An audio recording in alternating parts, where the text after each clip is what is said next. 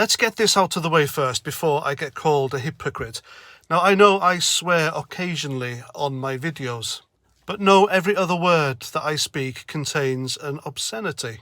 So this video is about someone who uses obscenities as a way to get attention to herself and to try and make herself look cool or to be popular with the younger Twitter hate mob. When in fact all they are is an attention-seeking, foul-mouthed, vile piece of work, and that is what Miriam Margoyles is. Now, if you don't know who Miriam Margoyles is, she is an OBE, Order of the British Empire. She's 81, and for the life of me, I absolutely cannot fathom. I don't understand why serious political programmes here in the UK invite her on as a guest to speak about politics, because she has no idea. She is very ill-informed, and when they do ask her questions about a political person, a character or a subject, it's just a foul-mouthed rant. There's nothing logical or mature that comes out of her mouth. For example, she was on a BBC Radio 4 political show one morning this week, and the topic was Jeremy Hunt being the new Conservative Chancellor of the Exchequer. And she said, "When I saw him there, I just said, you've got a hell of a job, the best of luck." So she met him outside this BBC studio.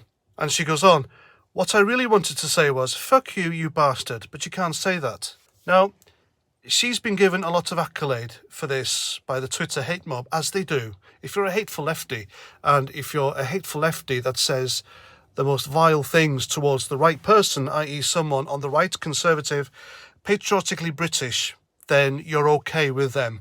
I mean, Twitter was lauding this idiot. That's what she is. She's an idiot. She's a fucking idiot. As a national treasure. Now, personally, I think she's a national embarrassment who is in way over her head when it comes to political discussion is quite evident. And there were other comments such as Miriam Margoyles must be protected at all costs. Well, I think she should be, tossed into an old people's home at all costs, and I'm prepared to add to the funding for that. And that's it now. She lives for controversy.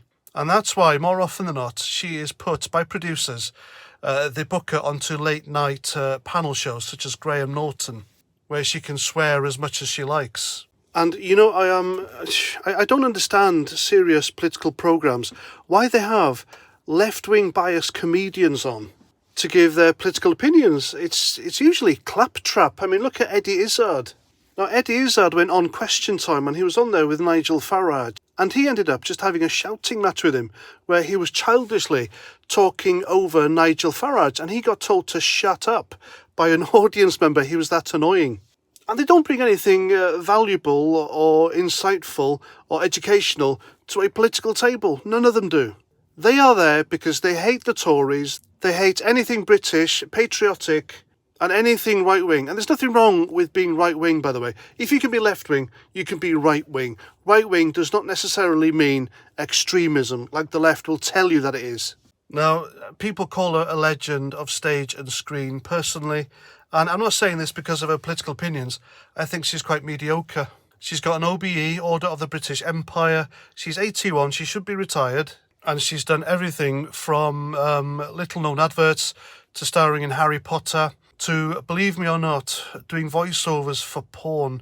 So if you're one of these lonely people who wanks off to porn on the internet, and it's a foreign porn dubbed into English, well, apparently it's her. So that sexy woman you see getting banged by a bloke, which you're wanking yourself off to, that's Miriam Margoyles making the moaning sounds. So don't ask me how I know, I just know.